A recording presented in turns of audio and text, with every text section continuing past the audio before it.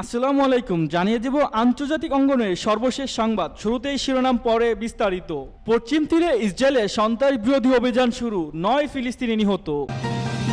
অন্যদিকে গাজা সুড়ঙ্গ থেকে ইসরায়েলি জিম্মি উদ্ধার এবং কুরস্কে অভিযান চালিয়ে 594 রুশ সেনাকে আটকের দাবি ইউক্রেনের। এবং মার্কিন বিবৃতিতে নেই বাংলাদেশ প্রসঙ্গ, প্রশ্নের মুখে মোদির দাবি। আরও জানিয়ে দেব, সুদানে আধা সামরিক বাহিনীর হামলায় নিহত 25, আহত অন্তত 30 জন। এতক্ষণ দেখছিলেন সংবাদ শিরোনাম, এবার বিস্তারিত। তার আগে ভিডিওটিতে একটি লাইক এবং একটি কমেন্ট করে যাবেন। অবশ্যই আমাদের সাথে থাকার জন্য চ্যানেলটি সাবস্ক্রাইব করে দিবেন। পশ্চিম তীরে ইসরায়েলের সন্ত্রাস বিরোধী অভিযান শুরু, 9 ফিলিস্তিনি নিহত।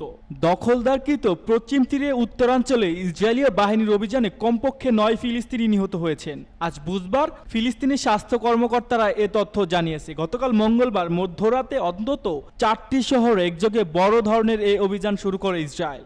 শহরগুলো হলো জেনিন, তুলকেরাম, নাবলুস ও তুবাস। ইসরায়েলের নিরাপত্তা বাহিনী দাবি করেছে পশ্চিম তীরে উত্তরাঞ্চলে তারা সন্ত্রাস বিরোধী অভিযান চালাচ্ছে। ইসরায়েলি বাহিনী জেনিনের এক হসপিটালে ঢুকে পড়েছে বলে খবর পাওয়া গেছে। তুলকারামেরও 2টি হসপিটালে অবরুদ্ধ করেছে তারা। নাবলুসে ইসরায়েলি অভিযানে মূলে রয়েছে 2টি শরণার্থী শিবির। চিকিৎসা কর্মীরা বলেছেন তুবাসের কাছে আল ফারা শরণার্থী শিবিরে ইসরায়েলি ড্রোন হামলার পর অ্যাম্বুলেন্সগুলো আহত ব্যক্তিদের কাছে পৌঁছাতে হিমশিম খাচ্ছে। হামলার বিষয়ে ইসরায়েলি সেনাবাহিনী বিস্তারিত কিছু জানায়নি, তবে বলেছে অভ্যন্তরীণ নিরাপত্তা ব্যবস্থা ব্যবহার করে সন্ত্রাসবাদ মোকাবিলায় কাজ করছে তারা। দ্বিতীয় ইন্তিফাদার পর প্রথমবারের মতো একযোগে কয়েকটি ফিলিস্তিনি শহরে এমন অভিযান চালানো হচ্ছে বলে মনে করা হয়েছে। 2000 থেকে 2005 সাল পর্যন্ত ফিলিস্তিনিদের অভ্যুত্থানকে দ্বিতীয় ইন্তিফাদা বলা হয়ে থাকে। গত বছরের 7 অক্টোবর ইসরায়েলের দক্ষিণাঞ্চলে হামলা চালায় ফিলিস্তিনি স্বাধীনতাকামী সংগঠন হামাস। জবাবে সেদিন থেকে গাজায় তাণ্ডব শুরু করে ইসরায়েল। গাজা যুদ্ধের শুরুর পর থেকে পশ্চিম তীরে সহিংসতা বেড়েছে। গত বুধবার জাতিসংঘ বলেছে গাজা যুদ্ধ শুরুর পর এ পর্যন্ত পূর্ব জেরুজালেম সহ পশ্চিম তীরে 600 এর বেশি ফিলিস্তিনি। গাজার সুড়ঙ্গ থেকে ইসরায়েলি জিম্মি উদ্ধার। গাজায় হামাসের সুড়ঙ্গে অভিযান চালিয়ে একজন ইসরায়েলি বন্দীকে উদ্ধার করা হয়েছে। ইসরায়েলি বাহিনী মঙ্গলবার এ দাবি করেছেন, খবর আল জাজিরা। এক বিবৃতিতে ইসরায়েলি প্রতিরক্ষা বাহিনী আইডিএফ বলেছে, গত বছরের 7 অক্টোবর ইসরায়েলে হামলা চালিয়েছে অন্যদের সঙ্গে কায়েদ ফারহান আল কাদরিকে জিম্মি করে নিয়ে, যার হামাস বন্দুকধারী। এরপর 10 মাসের বেশি সময় তার উপর নির্যাতন চলে। অবশ্যই ওই ব্যক্তিকে উদ্ধার করা গেছে। এটি খুবই জটিল অভিযান ছিল। কায়দা ফারহান আল কাদি ইসরায়েলের দক্ষিণাঞ্চলে বেদুইন সম্প্রদায়িক মানুষ। গাজার সীমান্তবর্তী কিবুতুজে তিনি নিরাপত্তা রক্ষীর কাজ করতেন। তাকে দক্ষিণ গাজার একটি সুড়ঙ্গে জিম্মি করে রাখা হয়েছিল। শারীরিক মানসিক অত্যাচারে থাকায় তার অবস্থা ভালো নয়। উদ্ধারের পরই ফারহানকে হসপিটালে ভর্তি করা হয়েছে। বর্তমানে তার অবস্থা স্থিতিশীল বলে জানিয়েছে চিকিৎসকরা। উদ্ধারের বিষয়টি নিশ্চিত করেছেন ইসরায়েলি সামরিক বাহিনী মুখপাত্র রিয়ার অ্যাডমিরাল দানিয়া হাগারি। তিনি জানান, গাজা ভূগর্ভস্থ একটি সুড়ঙ্গে অভিযান চালিয়ে ইসরায়েলি সেনারা ফারহানকে উদ্ধার করেন।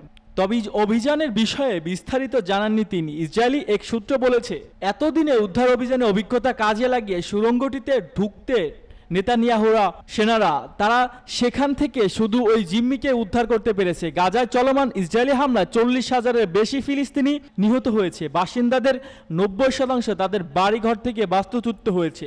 বাস্তুচ্যুতদের আশ্রয় শিবিরেও হামলা হচ্ছে। ইসরায়েল বলছে, জিম্মি উদ্ধার এবং হামাস নির্মূলে তারা আরও কঠোর হবে। এ বিষয়ে ইসরায়েলের প্রতিরক্ষা মন্ত্রী ইয়েভ গ্যালান্ট এক্সে এক বিবৃতি বলেছেন, আমরা জিম্মিদের তাদের বাড়িতে ফিরিয়ে আনার প্রতি সুযোগ কাজে লাগাতে প্রতিশ্রুতিবদ্ধ। কুরস্কে অভিযান চালিয়ে 594 রুশ সেনাকে আটকের দাবি ইউক্রেনের। রাশিয়ার কুরস্ক অঞ্চলে 3 সপ্তাহের সামরিক অভিযানে 594 রুশ সেনাকে আটক এবং 100টি বসতি দখলের দাবি করেছে ইউক্রেন। গতকাল মঙ্গলবার Kyiv commander in chief general Oleksandr Syrskyi এমন দাবি করেছেন। সিরিস্কি বলেন, সীমান্ত অঞ্চলে নতুন করে 30,000 সেনা মোতায়েন করেছে রাশিয়া।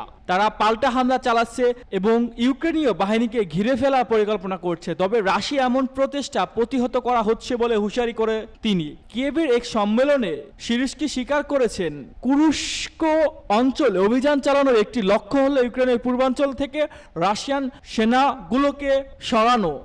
সাম্প্রতিক মাসগুলোতে রুশ বাহিনী ক্রমাগত ইউক্রেনের দিকে অগ্রসর হচ্ছে। তারা এখন পোক্রোভস্ক থেকে প্রায় 7 মাইল দূরে অবস্থান করছে। ইউক্রেনের সেনাবাহিনী ও পরিবহন খাতের জন্য পোক্রোভস্কের একটি গুরুত্বপূর্ণ এলাকা হিসেবে বিবেচনা করা হয়। রুশ বাহিনী এখন পোক্রোভস্ক থেকে কুরাখোভ শহরের দিকে এগিয়ে যাওয়ার চেষ্টা করছে।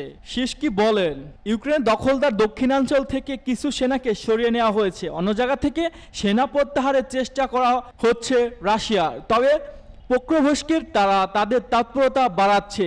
সিরিস্কির অভিযোগ, রাশিয়ার সরবরাহ লাইনগুলোতে বিঘ্ন ঘটানোর চেষ্টা করছে। গতকাল মঙ্গলবার এক সংবাদ সম্মেলনে ইউক্রেনের প্রেসিডেন্ট ভ্লাদিমির জেলেনস্কি বলেছেন, ডোনেৎস্ক অঞ্চলে ইউক্রেনের বাহিনীর অবস্থান জোরদার করার ব্যাপারে সিদ্ধান্ত নেওয়া হচ্ছে। তিনি কুর্স্ক অঞ্চলে ইউক্রেনের চালানো অভিযানকে আত্মরক্ষামূলক বলে উল্লেখ করেছেন।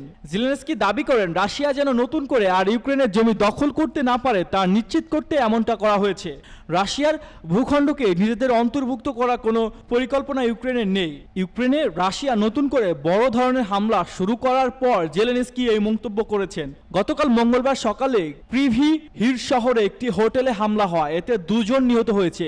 ঝাপোরো ঝোঝিয়া ড্রোনে হামলা হয়, আরও 3 জন নিহত হয়েছে। ইউক্রেনের বিমান বাহিনী বলেছে, রাশিয়া 81টি ড্রোন ও 10টি ব্যালিস্টিক ক্ষেপণাস্ত্র ছুড়েছে। ইউক্রেনের আকাশ প্রতিরক্ষা বাহিনী বলেছে, তারা 5টি ক্ষেপণাস্ত্র ও 60টি ড্রোন ধ্বংস করতে পেরেছে।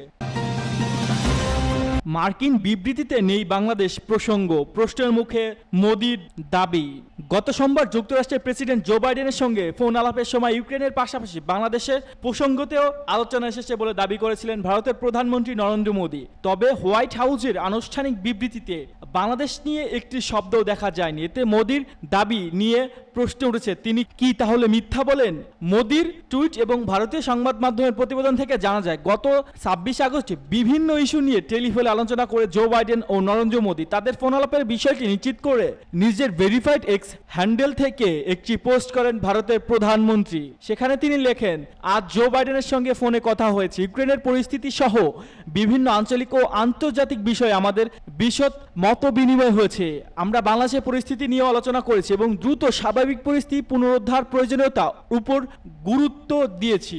আমরা বাংলাদেশের সংখ্যালঘুদের বিশেষ করে হিন্দুদের নিরাপত্তা নিশ্চিত করার উপর জোর দিয়েছি। পাশাপাশি একই দাবি করে ভারতের পররাষ্ট্র মন্ত্রণালয়ও তাদের বিবৃতিতে বলা হয়, বাংলাদেশের পরিস্থিতি নিয়ে 2 নেতা গভীর উদ্বেগ প্রকাশ করেছেন। অথচ একই দিন হোয়াইট হাউসের পক্ষ থেকে মোদি বাইডেন ফোনালাপের বিষয়ে যে বিবৃতি দেওয়া হয় সেখানে বাংলাদেশ প্রসঙ্গে একটাও শব্দ ছিল না। বিবৃতিতে বলা হয়, প্রেসিডেন্ট বাইডেন আজ ভারতের প্রধানমন্ত্রী নরেন্দ্র মোদীর সঙ্গে ফোনে কথা বলেছেন। ভারতীয় প্রধানমন্ত্রী সাম্প্রতিক পোল্যান্ড ও ইউক্রেনের সফর, পাশাপাশি আগামী সেপ্টেম্বরে জাতিসংঘের সাধারণ পরিষদ বৈঠক নিয়ে আলোচনা হয়েছে তাদের মধ্যে। পোল্যান্ড ও ইউক্রেনের ঐতিহাসিক সফরের জন্য ভারতীয় প্রধানমন্ত্রী প্রশংসা করেছে প্রেসিডেন্ট বাইডেনের। বিবৃতিতে আরও বলা হয়, 2 নেতা জাতিসংঘ সনদের ভিত্তিতে আন্তর্জাতিক আইন অনুযায়ী সংঘাতের শান্তিপূর্ণ সমাধানের জন্য তাদের অব্যাহত সমর্থন প্রতিশ্রুতি দিয়েছেন। তারা ইন্দো প্যাসিফিক অঞ্চলের শান্তি ও সমৃদ্ধিতে অবদান রাখতে কোয়াডের মতো আঞ্চলিক গোষ্ঠীর মাধ্যমে একসঙ্গে কাজ করার উপর জোর দিয়েছেন। এখানে স্পষ্টই দেখা যাচ্ছে যে বাইডেন মোদির ফোনালাপে বাংলাদেশ নিয়ে কথোপকথনের বিষয়ে যুক্তরাষ্ট্র ও ভারতের আনুষ্ঠানিক বিবৃতিতে বিস্তর ফারাক রয়েছে। এতে প্রশ্ন উঠেছে, 2 নেতার ফোনালাপে বাংলাদেশ নিয়ে আলোচনা হওয়ার বিষয়ে কি মিথ্যাচার করেছে ভারত? সুদানে অসামরিক বাহিনীর হামলায় নিহত 25, আহত 300 জন। পশ্চিম সুদানের উত্তর দারফুর রাজ্যের রাজধানী আল ফাশিরে আধা সামরিক বাহিনীর র্যাপিড সাপোর্ট ফোর্সের RSF আর্টিলারি হামলার কমপক্ষে 25 জন নিহত ও 300 জন আহত হয়েছে। উত্তর দারফুর রাজ্যের স্বাস্থ্য প্রধান ইব্রাহিম খাতির সিনহুয়াকে বলেন, সোমবার RSF আবু শোক শিবিরের বাজার লক্ষ্য করে 4টি গোলা নিক্ষেপ করে।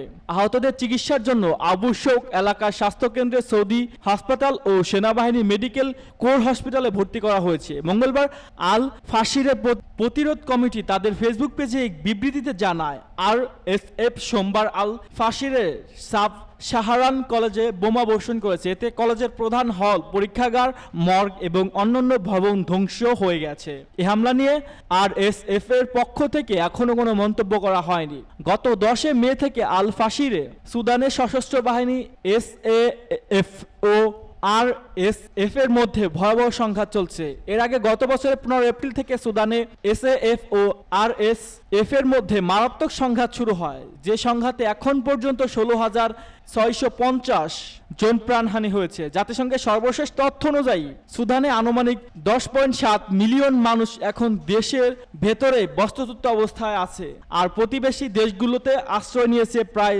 2.2 মিলিয়ন মানুষ।